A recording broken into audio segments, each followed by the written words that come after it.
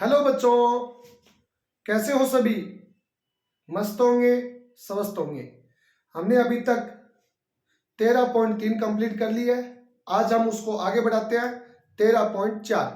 13.4 है वो शंकु के छिनक पे काम करेगी। याद कीजिए, हमने लास्ट में 4 सूत्र लिखे थे शंकु के छिनक के।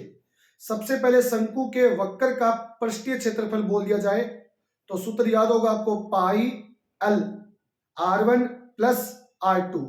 और अगर आपको बोल दिया जाए संपूर्ण पृष्ठीय क्षेत्रफल तो क्या होगा, pi L R1 plus R2 plus pi R1 की स्क्वायर प्लस R2 की स्क्वायर। और अगर आपको बोल दिया जाए कि आयतन क्या होगा तो 1/3 पाई एच R1 की स्क्वायर प्लस R2 की स्क्वायर प्लस R1 R2। और अगर हमें एल का मान बोल दिया जाए, तिर्यक ऊंचाई बोल दी जाए तो क्या होगा, अंडर रूट एच की square plus R1 minus R2 की होल स्क्वायर। ये हमारे पास सूत्र होते हैं। इसी पे आधारित आज सवाल है। तो देखिए पहला सवाल,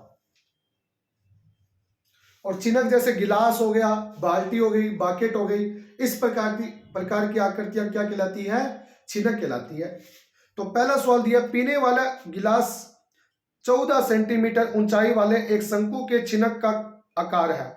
दोनों वृत्तों के व्यास 4 सेंटीमीटर और 2 सेंटीमीटर है। इस गिलास की धारिता ज्ञात कीजिए। बच्चों, धारिता क्या होती है? धारिता का अर्थ होता है, धारिता का अर्थ क्या होता है? धारिता का अर्थ होता है आयतन। धारिता का अर्थ क्या होता है? आयतन। हमें इस सवाल में क्या निकालना है? आयतन निकालना है। तो आप देखिए, अपने पास ये एक छिनक है, इस प्रकार का एक छिनक है। इसका व्यास दिया 4 सेंटीमीटर और इसका व्यास दिया हमें 2 सेंटीमीटर। ठीक है जी। और इसकी ऊंचाई दी हमें 14 सेंटीमीटर। और हमें क्या निकालनी है? इसकी धारिता ज्ञात करनी है। सबसे पहले दिया है, क्या दिया बच्चों? हमें दिया है छिनक के वर्त का व्यास। पहला व्यास क्या दिया हमें? 4 सेंटीमीटर, जिसको मैं बोलता हूं D1।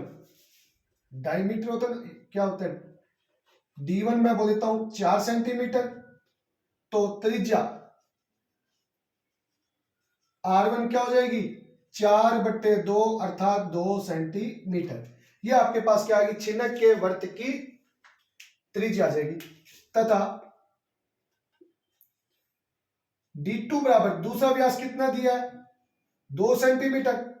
तो R2 कितना होगा? 2/2 अर्थात कितना हो जाएगा? 1 सेंटीमीटर। वह छिनक की ऊंचाई हमें दी है 14 सेंटीमीटर। छिनक की ऊंचाई, और छिनक की ऊंचाई हमें कितनी दी गई है, जिसको हम लिखते हैं स्मॉल h से। कितनी दी गई है बच्चों? 14 सेंटीमीटर। अब हमें निकालना है छिनक की धारिता। और बच्चों, छिनक की धारिता का सूत्र होता है 1/3 पाई h R1 की स्क्वायर प्लस R2 की स्क्वायर प्लस R1 R2। 1/3, पाई का मान 22/7, h का मान 14, R1 का मान कितना है? 2 की स्क्वायर, R2 का मान कितना है? 1 की स्क्वायर। और 2 को 1 से क्या कर लेंगे? गुणा कर लेंगे। तो देखिए आप, 7 को 14 से काटूंगा, 2, 22 2 कितने हो गए? 44/3 गुना 4 प्लस 1 और 2, 2 की स्क्वायर 4, 1 की स्क्वायर 1, 2 एकम 2। तो 44 गुना 3, 5, 5 और 2 कितने हो गए? 7। इसको आपस में गुणा कर लीजिए, 28, 28 और 2 30, कितना आ जाएगा? 3। तो आपके पास आंसर आएगा 10 102.66 सेंटीमीटर क्यूब। ये आपके पास क्या आएगा? आंसर। ये लीजिए। तो अपने पास जो छिनक की जो धारिता होगी वो कितनी हो जाएगी? 102.66 सेंटीमीटर क्यूब। सिंपल सा सवाल है, बस आपको सूत्र याद होना चाहिए, 1/3 पाई h r1 की स्क्वायर प्लस r2 की square plus r1 r2। d से हमने r1 निकाला, d2 से हमने r2 निकाला, ऊंचाई हमें दी थी, मान रखा, उत्तर आ गया 102.66। ये था अपना पहला सवाल। अब आइए इसका दूसरा सवाल।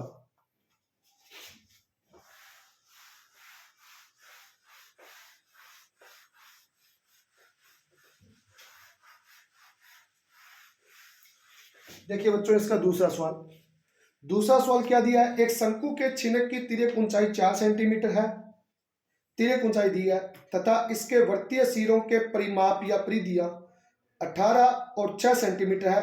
इस छिनक का वक्र पृष्ठीय क्षेत्रफल ज्ञात कीजिए। देखिए दूसरा सवाल देखो सभी, और इंपॉर्टेंट कर लेना, अच्छा सवाल है। अगर इसमें से कोई सवाल आता है तो ये आने वाला सवाल है। देखिए क्या दिया, एक छिनक है। छिनक इस प्रकार से होता है ना, इस बार हमें त्रिज्या नहीं दी गई, इस बार हमें क्या दी गई है? परिधियां दी गई है। और तिर्यक ऊंचाई इसने कितनी दे दी हमें? 4 सेंटीमीटर। इस बार अल का मान दे दिया। छोटे वाले को हम बोल देते हैं R2 और बड़े वाले को बोल देते हैं R1। ठीक है बच्चों, तो हमें सबसे पहले क्या दिया है? क्या दिया हमें? छिनक की तिर्यक ऊंचाई, जिसको हम क्या लिखते हैं?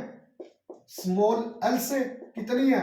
4 सेंटीमीटर, तथा पहले वर्त की परिधि, पहले वर्त की परिधि क्या दिया हमें?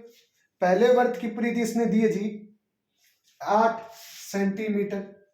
तो बच्चों परिधि का सूत्र क्या होता है? 2 पाई R1, पहले के लिए R1 में, इसके लिए काम कर रहा हूं, बराबर 18 सेंटीमीटर। तो अपने पास R1 गुणा 2 गुणा पाई का मान 22/7 बराबर 18 सेंटीमीटर। R1 बराबर क्या होगा? 18 सेंटीमीटर, 18, 7 यहां पे भाग में, गुणा में 2 और 22 यहां पे क्या हो जाएंगे? भाग में। अब इसको हल करते हैं तो देखिए ये कट गया, कितना जाएगा? 9। अब और कोई नहीं कटता, तो अपने पास क्या बचा? 9 गुणा 7/22। कितना बचा? 9 गुणा 7/22। ये अपने पास क्या आ गया? आंसर आ गया 9 गुणा 7/22। ये R1 आ गया। ठीक है जी। अब देखिए ये सेंटीमीटर में होगा, वह दूसरे वर्त के लिए, दूसरे वर्त की परिधि, दूसरे वर्त की परिधि, और हमें दूसरे वर्त की परिधि क्या दी है बच्चों जी? हमें दिया 6 सेंटीमीटर। तो इसके लिए सूत्र क्या होगा? 2 पाई R2, छोटे वाले के R2 बराबर 6, तो 2 गुणा 22/7 गुणा R2 बराबर 6। तो R2 बराबर क्या होगा? 6 गुणा 7, 2 गुणा 22, 2 से काटेंगे 3, तो अब कटता नहीं है, तो R2 बराबर क्या होगा? 3 गुणा 7/22, और ये क्या आ जाएगा? सेंटीमीटर। आपके पास आगे बेटा मान, R1 का मान आ गया, R2 का मान आ गया, L का मान आ गया। अब हमें क्या निकालना है? अब हमें निकालना है छिनक का वक्र पृष्ठीय क्षेत्रफल, और सूत्र याद होगा पाई L R1 प्लस R2। पाई का मान 22/7, L का मान कितना है जी? L का मान 4 गुना R1 कितना है? 9 गुना 7/22 प्लस 3 गुना 7/22, 22/7 गुना 4, दोनों से कॉमन क्या है? देखिए 7 है, यहां पे 7 है, बट्टे में 22 है, बट्टे में 22 है, और अंदर क्या बचेगा? 9 प्लस 3, 22 से 22 गया, 7 से 7 गया, तो 4 गुना, और 9 और 3 कितने हो गए? 12, और 12 चौके कितने हो गए बच्चा जी? 48 सेंटीमीटर स्क्वायर। क्योंकि मान किसमें दिया है? वक्र पृष्ठीय क्षेत्रफल दिया है, तो अपने पास इसका वक्र पृष्ठीय क्षेत्रफल कितना आ जाएगा? 48 सेंटीमीटर स्क्वायर। इंपॉर्टेंट सवाल है, अच्छा सवाल है, पेपर में आने लायक सवाल है। ठीक है, ये था अपना दूसरा सवाल। समझ में आ गया? बस परिधि से हमें क्या निकालनी है? त्रिज्या। तो दोनों परिधियों से हमने त्रिज्या निकाली, और तिर्यक ऊंचाई हमें दी थी, सूत्र हमें पता है, छिनक का वक्र पृष्ठीय क्षेत्रफल क्या होता है, pi L R1 plus R2। तो अपने पास आंसर आ जाएगा 48 सेंटीमीटर स्क्वायर। आपके पास आंसर आ जाएगा 48 सेंटीमीटर स्क्वायर। बताइए क्या सवाल समझ में आ गया आप सभी को अच्छे से? अब आइए आगे वाला सवाल, तीसरा।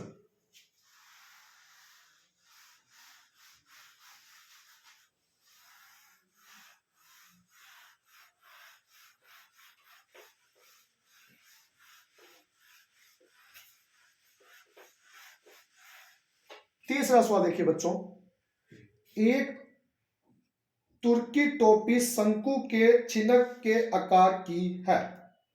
यदि इसके ऊपरी सिरे की त्रिज्या, इसके खुले सिरे की त्रिज्या तो कितनी है 10 सेंटीमीटर और ऊपरी सिरे की त्रिज्या 4 सेंटीमीटर है। टोपी की तिर्यक ऊंचाई 15 सेंटीमीटर है। इसके बनाने में प्रयुक्त पदार्थ का क्षेत्रफल ज्ञात कीजिए। सुनना बच्चों ध्यान से, अच्छा प्रश्न है ये भी। देखिए तीसरा प्रश्न देखो, इसने क्या बोला है, एक टोपी है, तो टोपी इस प्रकार से बनाएगी। देखो एक तो ऊपर से छोटी है क्योंकि त्रिज्या छोटी दी गई है, देखो अरे ये वाली त्रिज्या बड़ी दी गई है। नीचे से ये खुली है तभी तो टोपी पहनी जाएगी ना, और ऊपर से ये बंद है। तो इसका मतलब क्या है, केवल इसका वर्त का केवल एक, दो वर्तों में से कितना वर्त काम आया, केवल एक वर्त काम आया है। यहां तक बात समझ में आई? अब इसने जो चीज दी है बोल देता हूं। इसने क्या क्या बातें दी हमें? पहली बात दी इसने खुले सिरे की त्रिज्या, तो खुला सिरा तो ये है बच्चों, और इसकी त्रिज्या कितनी है 10 सेंटीमीटर। और ऊपरी सिरे की त्रिज्या यहां से लेकर यहां तक की त्रिज्या कितनी दी है 4 सेंटीमीटर, और तिर्यक ऊंचाई 15 सेंटीमीटर। तो देखिए आप सबसे पहले इसको पूरी टोपी बनानी है, तो टोपी में क्या क्या चीज प्रयुक्त हुई, एक तो इस छिनक का वक्र पृष्ठीय क्षेत्रफल और एक ऊपर वाला पृष्ठ। और ऊपर वाला पृष्ठ कैसा है, वर्तीय पृष्ठ है। दो ही तो पृष्ठ काम है ना, एक तो वक्र पृष्ठीय क्षेत्रफल और एक ऊपर वाला पृष्ठ। तो हम क्या करेंगे, पहले छिनक का क्या निकालेंगे, वक्र पृष्ठीय क्षेत्रफल निकालेंगे। और ऊपर की आकृति कैसी है, वर्त की आकृति है, और वर्त का क्षेत्रफल निकालेंगे और दोनों को क्या कर देंगे बच्चों, जोड़ देंगे। तो इस प्रकार से हमारे पास क्या आ जाएगा, आंसर आ जाएगा। ठीक है, तो देखिए तो हमें क्या क्या चीज दी गई है, दिया है क्या, दिया हमें छिनक की त्रिज्या पहली हमें दी है R1 बड़ी वाली को 10 सेंटीमीटर, तथा R2 कितनी दी है 4 सेंटीमीटर।